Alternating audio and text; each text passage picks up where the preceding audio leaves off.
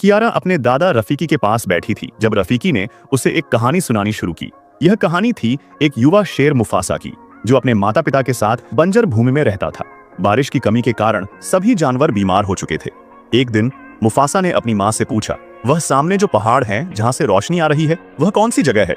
उसकी माँ ने उत्तर दिया, वहाँ का नाम मिलेले है। एक दिन हम वहाँ जरूर जाएंगे। बारिश शुरू हो गई, जिससे सभी जानवर खुश हो गए, लेकिन जल्द ही यह खुशी तबाही में बदल गई जब भारी बारिश के कारण बाढ़ आ गई। मुफासा बहते पानी में गिर गया और उसके पिता ने उसे बचाने के लिए खुद को जोखिम में डाला। उन्होंने मुफासा को सुरक्षित स्थान पर फेंक दिया, लेकिन खुद बह गए। मुफासा एक लकड़ी के सहारे बहते हुए एक तालाब में पहुंचा, जहां उसकी मुलाकात टाका नाम के एक अन्य युवा शेर से हुई। टाका ने मुफासा की मदद की, लेकिन टाका की माँ ने मुफासा को अपने समूह में शामिल करने से मना कर दिया, क्योंकि उनके समूह का नियम था कि वे आवारा शेरों को अपने साथ नहीं रखते। मुफासा ने समझाया, मैं आवारा नहीं हूँ, मेरे माता पिता मुझे ढूंढ रहे होंगे। टाका की माँ ने उसकी कहानी सुनकर उसे अपने समूह में शामिल कर लिया। टाका के पिता, जो समूह के नेता थे, ने मुफासा को स्वीकार नहीं किया और उसे आवारा ही समझते रहे। एक दिन टाका और मुफासा ने दौड़ में हिस्सा लिया, जिसमें टाका ने जानबूझकर मुफासा को जीतने दिया ताकि वह समूह में रह सके। इस घटना के बाद भी टाका के पिता ने मुफासा को पूरी तरह से स्वीकार नहीं किया। समय बीतता गया और टाका और मुफासा घनिष्ठ मित्र बन गए। एक दिन शिकार के दौरान वे सफेद शेरों के समूह से भिड़ गए। मुफासा ने बहादुरी से लड़ते हुए टाका की मां की जान बचाई, जिससे समूह के नेता प्रभावित हुए।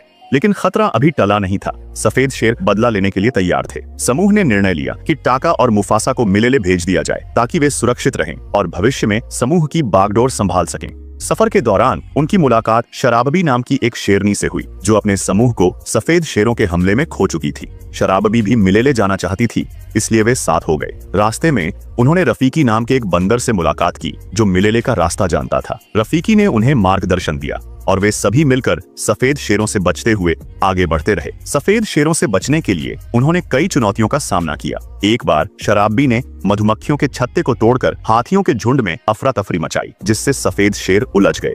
इस दौरान मुफासा ने शराबी की जान बचाई, लेकिन उसने इसका श्रेय टाका को दिया, ताकि टाका और शराबी के बीच संबंध मजबूत हो सके। हालांकि टाका को यह महसूस होने लगा कि मुफासा उसकी जगह ले रहा है। जलन और गुस्से में उसने सफेद शेरों के पास जाकर मुफासा के बारे में जानकारी दी, जिससे वे उनका पीछा करने लगे। अंततः वे मिलेले पहुंचे, लेकिन सफेद शेरों ने वहां भी हमला किया। मुफासा ने सभी जानवरों को एकजुट किया और सफेद शेरों का मुकाबला किया। टाका ने अपनी गलती समझी और मुफासा की मदद की। मिलकर उन्होंने सफेद शेरों को हरा दिया। मुफासा की बहादुरी और नेतृत्व को देखते हुए मिलेले के जानवरों ने उसे अपना राजा बना लिया। उसकी मां से पुनर्मिलन हुआ, लेकिन टाका ने अपनी गलतियों के लिए खुद को दोषी मानते हुए समूह छोड़ दिया। कहानी के अंत में रफीकी ने कियारा को यह सिखाया कि सच्ची बहादुरी और नेतृत्व का मतलब है दूसरों की भलाई के लिए खुद को समर्पित करना, जैसा कि मुफासा ने किया था।